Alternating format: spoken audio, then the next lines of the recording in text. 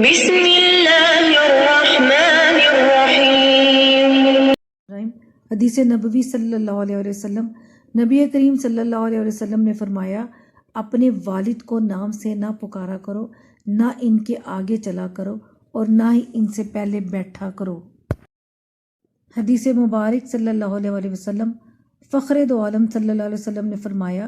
جب انسان فوت ہو جاتا ہے تو اس کے عمل کا سلسلہ بھی منقطع ہو جاتا ہے، البتہ 3 طرح کے اعمال کا ثواب بدستور جاری رہتا ہے: صدقہ جاریہ، وہ علم جس سے فائدہ اٹھایا جا رہا ہو، یا نیک اولاد جو اس کے لیے دعا کرتی رہے۔ حدیث مبارک، سردار الانبیاء صلی اللہ علیہ وسلم نے فرمایا، عمدہ اخلاق گناہوں کو اس طرح پگھلا دیتا ہے جس طرح پانی برف کو پگھلا دیتا ہے، اور برے اخلاق انسان کے اعمال کو اس طرح بگاڑ دیتے ہیں جس طرح سرکہ شہد کو بگاڑ دیتا ہے۔